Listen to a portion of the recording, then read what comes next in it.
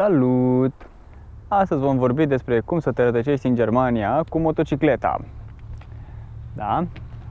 Bă, dar ăștia acum s-au găsit, frate, să treacă și ei pe aici. Exact când am început eu să filmez, nu-i așa? Da. Aha, mișto motocicletele. Așa, hai să revenim. Despre ce vorbim astăzi mai exact? Păi vom vorbi despre cum să te rătăcești în Germania.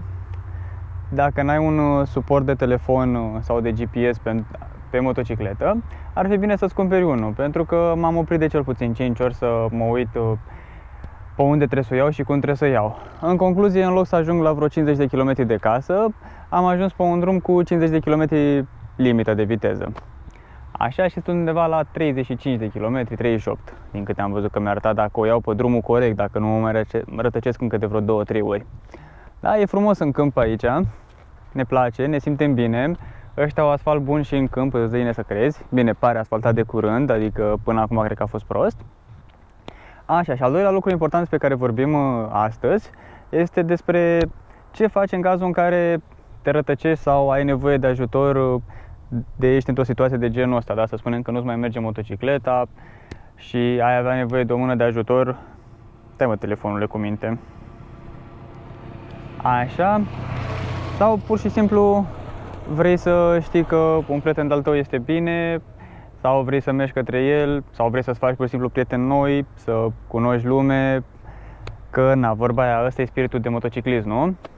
Să te urci pe motocicletă, să te întâlnești cu o persoană oarecare, tot cu motocicletă, și să mergeți împreună mai departe, către aceeași destinație.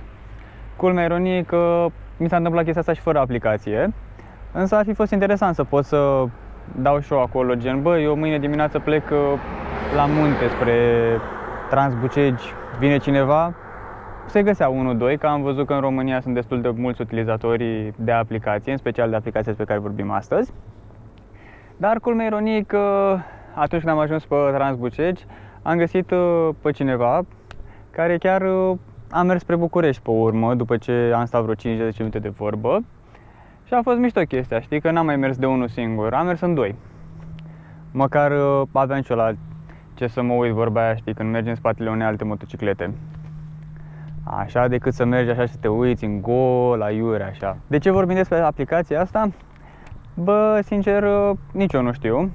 Culmea ironiei că am găsit-o din întâmplare, în sensul că aveam nevoie de un sfat pentru motocicletă, cum să o repar. Și am găsit pe un tip care repara aceeași problemă la o Yamaha TNR 660.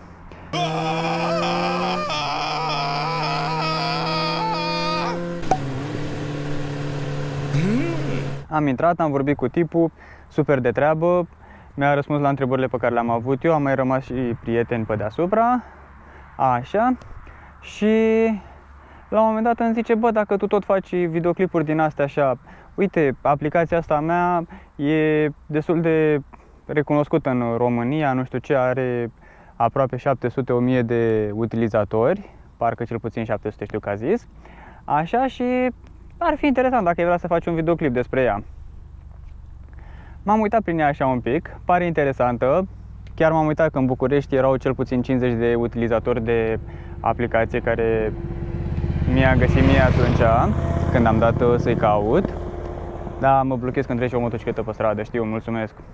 Așa, și am zis, bă, hai să încercăm să vedem ce iese. Așa că am luat aplicația și, mă rog, am făcut prostii cu telefonul. Asta cu DriftX este aplicația. Pentru că știu că GoPro nu poate să focalizeze direct pe ea, am găsit și DU Recorder și îți înregistrează mișto ecranul telefonului. Intrăm pe el, îi dăm record. 3, 2, 1, start! Super! Hai să vedem cum arată aplicația. Mă rog, astea sunt mesajele mele cu tipul ăsta de care tot îți ziceam, proprietarul. Așa, aplicația arată ceva de genul ăsta. Și aici ai Space Drifting și că poți să intri și să cauți persoane din jurul tău, să te plimbi cu ei, să vorbești, să comunici mesaje. Am înțeles că o să poți în curând să trimiți și poze. Și poți să-i dai chiar adresă și îți dă și vremea, cică. Ai odată vremea aici, Find Users, cică I'm OK. să spui prietenilor tăi că ești ok dacă ai plecat la drum lung și te-ai rătăcit de ei. Din păcate nu pot să dau pentru că n-am niciun prieten decât pe tipul ăsta și îmi trebuie cel puțin 3 și cel puțin 2 posturi pe Space Drift, nasol, DriftX mă rog. Așa, pot să dau dacă vreau o postare de ajutor, ci că e valabilă 48 de ore, sau pot să selectez de aici, vreau să cumpăr, vreau să vând, ia o șetare, poți să și vinzi motociclete. Caut un motociclistă mă rog, biker mate, trebuie să-l întreb exact cam ce înseamnă asta în traducere în română. Sau să cauți motocicliști pentru o mică călătorie probabil, altele și POI. Văzusem mișto o discuție din asta pe Facebook, cât de cărcotat și românul, știi? Primești o aplicație gratuit, intri pe Facebook și vezi că e aplicația asta drăguță și întrebi, da, auzi mă, când ne cer și bani? Că văd că acum spui că e gratuită. Super tare faza. Hai mă, vă place du? Nu-mi place. Înregistrarea a luat sfârșit. Nasol. De ce? Mai de o dată mă atunci. Așa, și mă rog, de aici îi dai să trimiți. Apoi mai ai menu. Ai utilizatorul unde poți să ți-l editezi, îți arată o poză cu tine, zice și ce vârstă ai, nasol. Credeam că-s mai tânăr. Așa, îți arată și ce motocicletă are fiecare utilizator. Am văzut că unii au și câte 2-3 trecute, eu am una singură. E asta din poză. Așa, și mai poți să mai adaugi. Hai să vedem ce e cu Space DriftX ăsta. Faza amuzantă că în germană nu prea am găsit nimic. Uite, vreau unul, Trip Netco. Da. Netco e ca un proiect, nu prea înțeleg ceha din păcate. Așa, dar uite, pe ăsta l-am făcut eu și n-am primit nimic, pentru că în jurul meu din păcate nu este nimeni. Da, și îi dau aici și îmi zice că uite, e un tip din Vaiden care vrea să plece în călătorie. Îmi dă și vremea, uite că ar fi 20 de grade. Mișto, destul de călduț.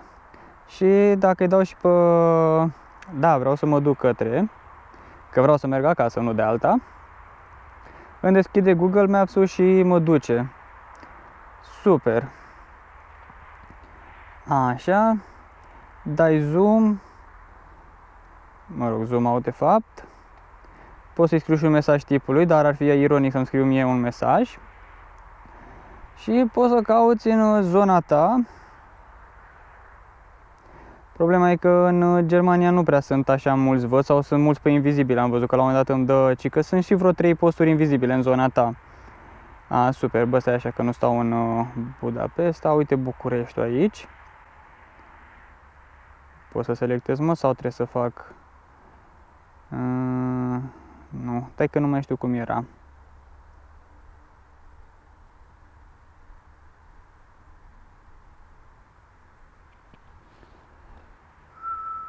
Find user, mă, uite așa. Poziție. Nu mă, așa, nu pe mine. Du-te pe București. Uite, pune așa, Ploiești. Ok.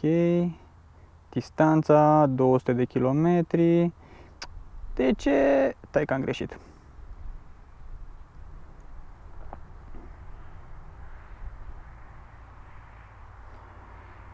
Așa, am setat locația București, am setat distanța de 200 de kilometri. Mă rog, Ploiești de fapt l-am pus. Și mi-a găsit, uite ce că tipul ăsta, Claudiu, este tipul care se ocupă de DriftX România. Și găsește destul de mulți, văd. Mamă, dar sunteți, frate, ceva, nu glume. Uite cine o fi ăsta, Răzvan, Vlad B, mai văzusem pe aici. Mișto chestia. Păcat că am plecat din România și nu știam de ea. Eu moto, tare. Uite, vezi? 18 posturi invizibile. Ceva de genul, bă, e doar valabil pentru prieteni. Super. De ce nu le dați, frate, și voi vizibile? Probabil că nu sunt neamț din cauza aia. Da. Uite câte sunt în Cehia aici, dar puii mei, cine se duce până în Cehia? Probabil că la un moment dat, într-o zi, o să mergem și în Cehia. Așa, dă-i așa, ieși. Băi, aplicație interesantă. Chiar sunt de acord, hai, lasă-mă în pace. E destul de interesantă și chiar o să încerc să mai fac pe aici niște prieteni, să vedem cum funcționează mai bine. Am înțeles că se fac destul de des actualizări la ea. O să încerc și eu să fac, am văzut că are câteva mici hibe, să zic așa, nu pot să zic bug-uri neapărat. Adică mi se pare mie ciudat, obișnuit cu WhatsApp-ul. Așa, și am înțeles că o să poți să pui, să trimiți poze, să faci, gen dacă e vreun eveniment de motociclete în zona ta și este trecut în aplicație, să te anunțe și să te poți duce către el, să-i dai destinație, gen, și să ajungi la el.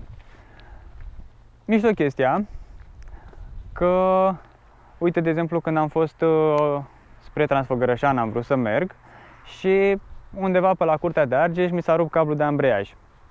Toate bune și frumoase până când mi-am dat seama că, băi, și eu acum ce fac? Că-s cu motocicleta, mai eram și cu prietena și mă uitam în stânga, mă uitam în dreapta, frate, e sâmbătă, noroc că e România și e deschis magazinul. Așa, însă de unde să cumpere? Am căutat pe Google cablu ambreiaj sau magazin de motociclete, băi, pustietate, nimic. Până la urmă se oprește un moșulică și îmi vorbește în engleză, deși culmea el era român, că e un service mai încolo de motociclete. Da, m-am dus, dar m-a țepuit rău de tot, adică am dat pe un cablu rupt și luat de pe o altă motocicletă, am dat cât pentru unul nou, plus comision frumos. Așa că na, dacă crezi că merită, e treaba ta, dacă crezi că nu merită, iarăși e treaba ta. Însă, dacă ești în zonă, gen Germania, că am văzut că, de exemplu, când mi-am adus eu motocicleta, tipul care le transporta mai avea încă vreo 4 pentru Germania. Așa că, dragi cetățeni români care sunteți în zona Bayern, dacă aveți chef de o plimbare și nu sunteți foarte departe de Weiden, dați un comentariu și poate intrăm pe Driftix împreună și ne plimbăm împreună într-o zi. Evident, acum vine toamna, vine iarna și aici am văzut că deja sunt 20 de grade, abia dacă pot să stau în tricou. Așa, eu acum o să-mi pun casca și o să mă duc să mă dau un pic pe serpentine.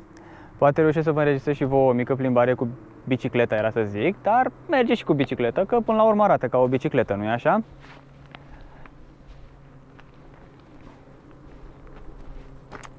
Da. Hai, vă las și mă duc să mă plimb, că mor de cald în echipamentul ăsta, frate. E cam vai de capul lui, dar merge. Ușurări ca avem pietricele.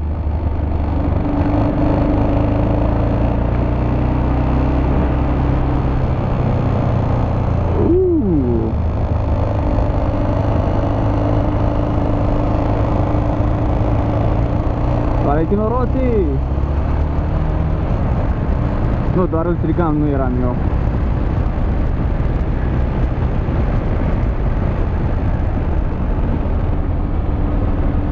Ne uităm unde vrem să mergem.